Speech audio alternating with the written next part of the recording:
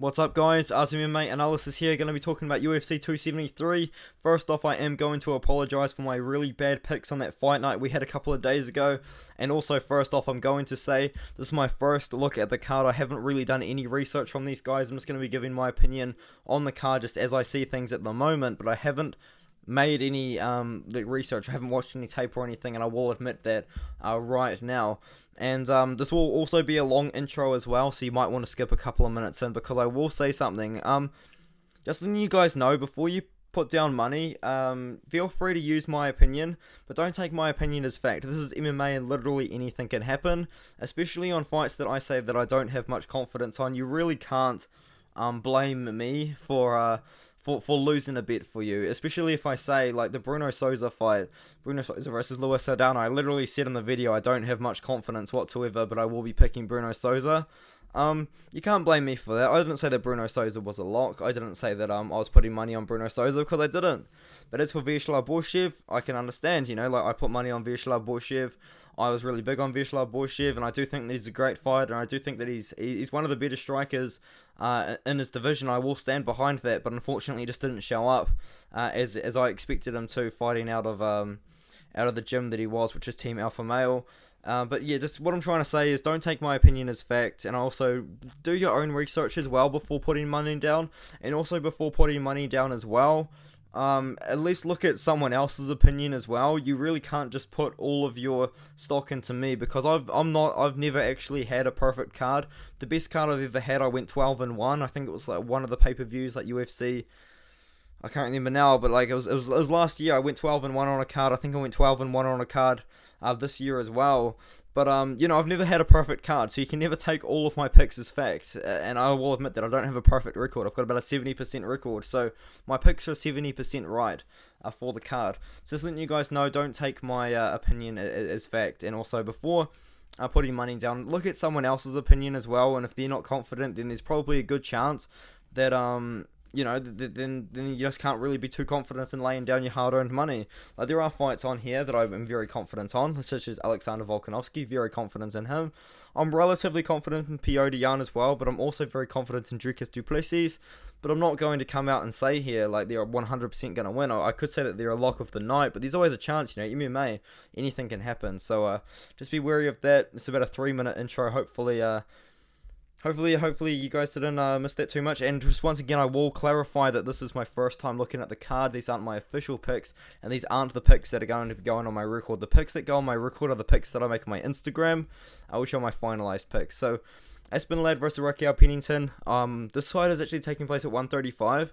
I think the odds of Aspen missing weight are going to be sitting at like around like minus 300 or something like that, if they even exist, because Aspen has been very notorious for missing weight, and she's also been very notorious for dropping out of fights because she just can't make weight, especially recently. I don't really know what's going on there, but I definitely think that there's something going on. Irene Aldana pulled out of that fight. I think that's the first time Irene has ever pulled out of a fight, but Raquel Pennington has stepped in. She's a veteran of the sport, 13-8, not the greatest record in the world, but she has been in there with some of the better fighters in the bantamweight division or the featherweight division in the world. Also worth noting, her last fight was also at 145 against Macy Chiasson, and Penny Kianzad, she's got a win, which actually has aged relatively well. I think she snapped a Penny Kianzad winning streak in that one. She beat like a very old Marion Renault. Good for her, I guess. But Raquel Pennington, very experienced. She's kind of been in there with some of the better fighters in the world. I mean, she had a title shot to Amanda Nunes and made it to the 5th round, which you can respect.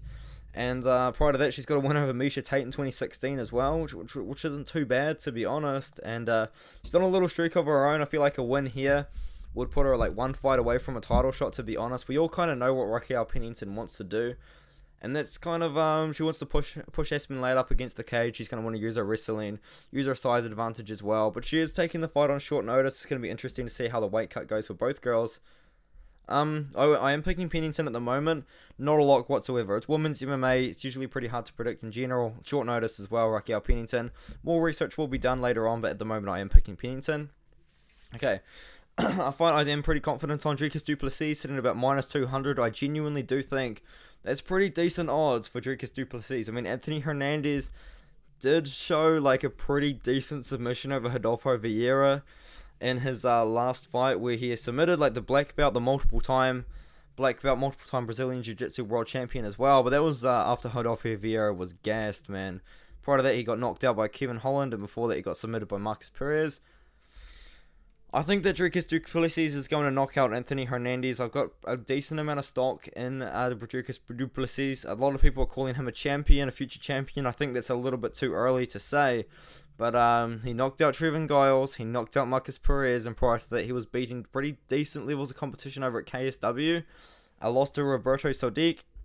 I mean, one of the better fighters outside of the UFC, in my opinion. So, pretty good, man. I'm pretty keen on Dricus du Plessis to win this one by knockout.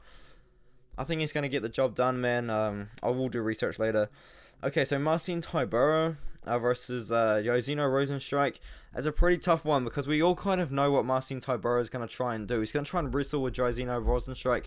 Josino, ridiculous kickboxing record, like 80 wins and like 10 losses or something insane like that. And his last fight, he did fight the wrestler in Curtis Blades, and he did lose the decision. Curtis Blades recently knocked out Chris Delcaus, which is a pretty good win for him. He knocked out Augusto Sakai at the end of the first round, I believe that was.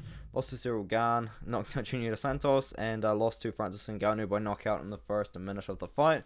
Marcin Taiboro at the moment just recently went the whole distance with Alexander Volkov, but did lose the decision, and prior to that he was ground and pounding and wrestling his way to victories. I think that Marcin Taiboro, he's going to be trying to wrestle Josino Rosenstrike, and I am going to trust Josino Rosenstrike to keep the fight on the feet. I'm going to trust that knockout power, and I'm going to trust the durability problems that a lot of people are claiming Marcin Taiboro has at the moment. Rosenstrike KO is my pick. Wouldn't be putting money on it in my opinion, but I do think he's going to get the job done by KO. Okay, Pierre Rodriguez versus Kay Hanson. I picked Pierre Rodriguez to win in Dana White's Contender Series. I actually think that she's a little bit of an underdog at the moment as well, which I think that hey man, I think there might be a little bit of value in the dog here. I'm going to be honest, the fight's taking place at strawweight. Kay Hanson recently fought at 125. She gave 125 a go, and it did not work out whatsoever. She lost to Jasmine Jasudavicius, and I picked Kay Hanson to win that fight. I really wish I didn't, but I did. Prior to that, she lost to Corey McKenna in a win that hasn't and a loss that hasn't aged well at all. And before that, she was beating a woman on Invicta and a win over Junior Frey, which does look pretty good. But no, I'm going to be picking Pierre Rodriguez to win her debut. I think she's good. I was pretty high on her prior to her win over Vanessa Velisca Machado. I actually think I picked her to win inside the distance, but she did take it all the way. She's got great ground and pound. I mean, she's got multiple finishes on her record. I think she's got a very good wrestling base from memory when I was kind of researching her. But undefeated fighter. I do like the level of competition that she has been fighting outside of the UFC. I mean, one good win, I guess, but I mean, I'm going to trust her to beat Kay Hanson in this one. She's got an amateur win as well. She's got a little bit more experience than her pro record says. Pierre Rodriguez, I'm going to pick Mark Madsen in this one as an underdog. We've got Mark Madsen sitting as the dog. He's fighting Vince Purcell. Mark Madsen, I mean, silver medalist in the Olympics quite a few years ago, and multiple medal winner for wrestling, and he has shown pretty good wrestling. He went to split decision with Clay Guida. I thought that he won the fight against Clay Guida, to be honest. And yeah, man, like, that's the thing. This guy's undefeated. He's 3-0 in the UFC. I don't think he's going to have a UFC run in him, though. He's too old, man. He's 37 years old. But he's fighting another veteran, Vince Purcell, who recently beat Austin Hubbard. I actually picked Austin Hubbard to win that one. Vince Purcell obviously proved me wrong, but he hasn't really been fighting the highest level of competition in his last three in the wins that he's had. I mean, he does have good wins on his record. He does have a good record. I'm picking Mark Madsen as an underdog at the moment. I'm just going to trust his wrestling. Vince Purcell is also a wrestler, but we've got Mark Madsen, Olympic experienced, multiple-time champion as well in wrestling. Ian Gary versus Darian Weeks. This is not a fight that this isn't a fight to have a lot of confidence in, guys. It really isn't. I'm just going to say that Ian Gary, he may be 8-0, and he may have looked absolutely incredible in Cage Warriors, which he did, but he was losing every second of his Jordan Williams fight, and that's Jordan Williams before he knocked him out. Like, you cannot be too confident in that one. Yeah, it was a great knockout, but he wasn't beating Jordan Williams, and that's Jordan Williams. That was a gimme fight for Ian Gary. Let's be honest. And now he's getting another one, in my opinion, but I think Darian Weeks is also a very tough opponent. And he proved that against Brian Barberena. He outlanded Brian Barberena and took Brian Barberena down twice. Questionable decision, to be honest. Prior to that, though, he was meant to fight on Dana White's Contender Series, but he never did. He just got called up straight to UFC. And I'm going to be picking Ingary, but he really does have to show up this time, because if he loses to Darian Weeks, all of that hype that he's got behind him is going to fade. Ingary by knockout is my pick, but I feel like Weeks has just been so slept on right now. He's a very underrated fighter. I think that if he loses this one, he probably will get cut, but we will see him come back after a few good wins in the regional scene for sure. Alright, we've got Daniel Santos making his UFC debut. He's coming off a couple of wins, but he hasn't fought for 2 years. Actually, I need to really look into this one, because I think he's been booked in a few fights. And yeah, he's been booked in quite a few fights, and they just haven't quite happened. So he's actually been signed to the UFC for quite a while. I mean, he had this Brave, and then the event got cancelled, so he got signed to the UFC. So he's had this fight with Valiev, and Valiev withdrew.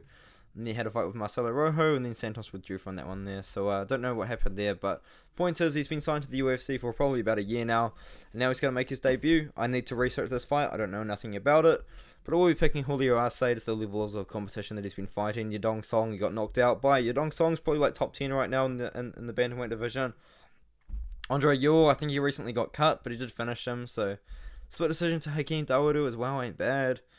Like, Julian Rosa win as well is pretty decent. Like, that's the thing. I need to research this, guys. I don't know anything about it. I will be picking Arce, but Santos could be a pretty good debut. I don't know. I really need to look into that. Alright, Mickey Gall versus Mike Mallett. I'm picking Mike Mallett straight off the bat. He is actually the Jiu-Jitsu coach at Team Alpha Male. He's a black belt in Jiu-Jitsu. I picked him to win his Dana White's Contender Series fight, and from memory, I think quite a few people were fading him in that one, so I'm going to actually have a look and see like what were people kind of thinking in that one, because I think he was the favorite. Oh, okay, I'm wrong, but I mean, I was in the minority on the Tapology, I guess. So anyway, the point is, I did pick Mike Mallett to win his debut, so his Dana White's Contender Series fight. Sorry, he submitted him by guillotine within the minute, which is very good. The Solomon Renfro win is actually pretty good as well, because I recognize that name from somewhere apart from yes, he fought in Dana White's Contender Series 2. I forgot about that. And he's got power on the hands, man. He really does. Let me just let my Tapology load. I mean, at least it's not my official videos. But yeah, here's the thing. So we went to split decision with Johnny Parsons, and which I thought he won, and then he lost to. Anyway, the point is though, like, he's also pretty good. He's also like a borderline UFC level fighter himself. Unfortunately, on a losing streak. But anyway, point is, Mickey Gall picking him by submission here. Sorry, Mike Mallett, I mean, but Mickey Gall is good, but he just really was signed to the UFC too early, and I think a lot of people can agree with me. He was in like 23 or something when he got signed. Like, here's the thing, he was 1-0 signed to the UFC in 2016. He would have been like 24 years old or something like that, and then he did beat Sage Northcutt in a great win, to be fair. And then after that, it kind of was up and down for him. It really has been. He hasn't been super active. He hasn't really, like, he went through like a bit of an inactivity, and now he's fighting again, which is good to see. I like Mickey Gall. I really do respect him because he was signed to the UFC so early, and it is a great story, I guess. He beat CM Punk, which is quite cool. But I'm picking Mike Mallett by submission. It's not going to be easy to submit a guy like Mickey Gall, who does have a very good ground game, but I do trust Mike Mallett's ground ability. I mean, he's the jiu-jitsu coach of Team Alpha Male. You've got to trust that, man, in my opinion. Alright, main card. Mackenzie Dern, Tisha Torres. Can we please like make that like the opener of the main card, or like the second fight on the main card, and maybe have Calvin Gastelum open it? I mean, I want to see Gilbert Burns comes at Chimaev as like the featured fight. You know what I'm saying? Anyway, Gilbert Burns versus comes at Chimaev. Hey man, I'm gonna pick. Oh man. What research is there really to do? I've seen every Khamzat Chimaev fight at least once. I mean, that's including some of his regional stuff, not all of his regional stuff, but some of them. He's always fought pretty high levels of competition, even outside of the UFC. He recently dominated the Leech. He knocked out Gerald Meerschaert. Gilbert Burns, though, he's been at the top of the division for a long time, but he did get dropped by a jab by Kamaru Usman. And we've seen that Khamzat Chimaev has got power in the hands. He's knocked guys inside. He's knocked guys out inside the UFC and outside of the UFC. Gilbert Burns, I mean, he beat Stephen Thompson by wrestling him. I'm I'm going to pick Chimaev. I don't think that 88% picking Chimaev is a good idea. Like, Burns has some elite ground game. He really does. But the thing is, he wasn't able to submit a striker in Stephen Thompson. So, it's going to be interesting. Like, could I see, like, a situation between, like, Misha Serkinov and Wellington Turman where Khamzat Chimaev is landing some ground and pound and Gilbert Burns just grabs an arm and submits Khamzat Chimaev with, like, a triangle, like Paul Craig does, or an armbar? Yeah, I can see something like that. But I'm going to be picking Khamzat Chimaev. I feel like if the fight stays on the feet, I do think that he probably could knock out Gilbert Burns, to be honest. We've seen power inside the UFC. We've seen power outside the UFC. He's training with Darren Till as well as a striker, so I'm going to trust that his striking's improving. Oh, he's also been training out in Thailand as well. I'm going to pick Khamzat Chimaev. I'm not going to pick him to be like to absolutely destroy Gilbert Burns. I'm going to pick him to win the fight. I think it's going to be competitive. I think the fight's at least going to make it to the second round, but don't quote me on that at all. But I do think that if Khamzat Chimaev wins this fight within like 2 minutes, then he's the fastest fighter to get 5 wins in the UFC or something like that. So we'll see what happens there. All right, Kelvin Gastelum versus Nassourdine Imavov. Kelvin Gastelum really needs to do himself a favour and lose the stomach and drop down to 170 pounds. 185 just hasn't worked out for him. He's too small for this weight class, man. I think Nassourdine Imavov is going to be so much bigger. He's 6'3" compared to the 5'9" of Kelvin Gastelum. I know that my little head is going to be taking over the screen. So I'm going to come here. So look, reach advantage, height advantage for Nassourdine Imavov. Nassourdine Imavov is probably going to use some wrestling, use some groundwork, like he did to both Edmund Shabazian.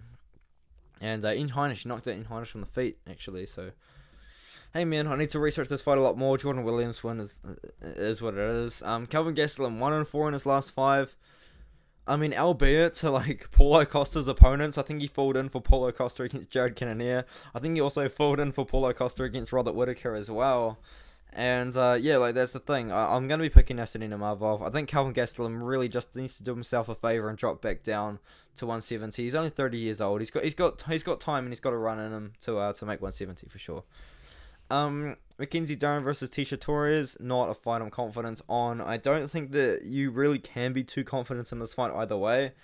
Tisha Torres, though, the thing is she's very small for even the strawweight division. I feel like she could even fight at atomweight if the UFC had an atomweight division. She's looked very good in her return to the UFC though. She did take she kind of took time off, but she didn't really. And she came back after losing to Weili Zhang. She fought Marina Rodriguez and lost there. But then since then she's kind of been on a decent winning streak, I guess. A win over Angela Hill, I think on a main card of another pay-per-view actually recently.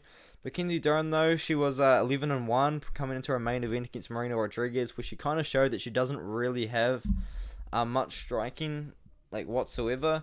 But as soon as she gets the fight to the mat, she does have very good submissions, and her win over Nina Nunes really did impress me, to be honest. A lot of people were picking Nina Nunes to win that fight as well. But I think if the fight gets to the mat, Mackenzie Dern has a really solid chance of winning. I feel like a lot of people are going to be picking Tisha Torres and saying stuff like everyone's simping over Mackenzie Dern, which I guess is kind of fair, but I don't know, man. I think I'm going to be picking... Torres can win the fight if she can keep the fight on the feet. But I don't know if Torres is really going to be big enough. And the thing is, she's quite short as well. And she's got a short reach, so she's going to have to getting close to Dern. And maybe Dern could use that as an opportunity to get the fight to the ground. I'm going to pick Dern, submission or decision. Not a lot of confidence though, but I will be picking Dern. Alright, Petr Yan versus Aljamain Sterling 2. Here's the thing, man. Petr Yan is a minus 400 favorite in this fight. I think that's too much. That really is. I'm gonna be honest. That's too much of a favorite. I think this fight is a lot closer than a lot of people are going to be saying. Yes, Petr Yan should win, and yes, I am picking Petr Yan because he's just that good. And his fight with Corey Sandhagen is definitely one of the most technical and most best fights in UFC last year, in my opinion. That was an insane... The Weasel broke down that fight really well. I'm going to say that right now. Aljamain Sterling, though, great win streak. He has been in very good levels of competition. He was... The fight was turning in Yan's favour before the illegal knee, but he had a very successful first round, and he had a relatively successful second round as well. And that's the thing about old mate Aljamain Sterling. Petr Yan, we know that he makes reads on his opponents. We know that he cruises the first and second rounds in these 5 rounds fights to make a good read on his opponent, so we can kind of pick it up towards the end. And Petr Yan's striking is just so much better than Aljamain Sterling's, in my opinion. I'm going to say that right now. The ground game, I think, still might go to Aljamain Sterling. He's got great jiu-jitsu and he does have great submissions himself. He hasn't really fought since that loss, though, which was 11 months ago. Since then, Petr Yan has, only 3 months ago. I'm going to trust Petr Yan. Maybe Aljamain Sterling could get like a first or second round finish by submission, which is what he's going to have to do, because Petr Yan does spend a lot of time reading his opponents before he kind of picks it up towards the end. But Petr Yan's already been in there with Aljamain Sterling, so maybe Petr Yan already knows what he's going to do. Maybe he only actually needs 2 minutes to kind of pick up or to remember what Aljamain Sterling is all about. I'm picking Yan. Decision or KO. To be honest, I think Sterling does still have a decent shot at winning the fight. And that's not even a lie either, in my opinion. Okay, so Volanovski and Chansung Jung, or the Korean Zombie as most people would call him. I'm picking Alexander Volkanovski. I mean, he lost to Brian Ortega. Alexander Volkanovski absolutely dominated Ortega, like 50-45, 50-44 sort of domination there. Yeah, I'm picking Volkanovski. I think he's one of the better fighters in the world. I also think he might be one of the more well-rounded fighters inside of the world. In fact, inside of the UFC as well. He's got great jiu-jitsu. He showed great submission defense against Brian Ortega. And then after that, he also kind of stood up and absolutely smoked Brian Ortega after he almost got submitted twice in 1 round. And then, winner of Max Holloway split decision. But I think it's pretty obvious that, and I think the people that... The point is, he won. He beat Max Holloway, and there's not really an argument to be had. Alexander Volkanovski beat Max Holloway. He beat Max Holloway twice, like 4-1 in the first fight, 3-2 in the second fight. I mean, this was meant to be the trilogy, and Alexander Volkanovski would have won that one too. But yeah, prior to that though, great wins over Jose Aldo, Chad Mendes. I mean, he out-wrestled Chad Mendes. He's got great wrestling himself. So Volkanovski is my pick. Chansung Jung, I mean, yeah, I guess like he's coming off a win over Dan Ige, and you guys kind of know that I don't really rate Dan Ige that highly. Yeah, I'm gonna be picking Alexander Volkanovski. I'm very confident he's like a -500 favorite, potentially a parlay piece to end the night. I like Alexander Volkanovski inside the distance for value wise. I think like him by KO or submission is like +200. And I do think that the skill difference is going to be that high in this one. No disrespect to the Korean Zombie. He's been in some bangers. He deserves a big payday. He deserves pay-per-view points, but I doubt he's going to get them. Yeah, I'm going Volkanovski, man. I think he's going to beat Chansung Jung. And I think he's going to put on a statement, like he did against Brian Ortega. So I'm going to leave that there. Volkanovski's my pick with a lot of confidence. Potential parlay piece to end a parlay or end the night. But I think the real value is Volkanovski inside the distance, which is like +200 or something insane like that. So that's my pick for the night, man. Let's go.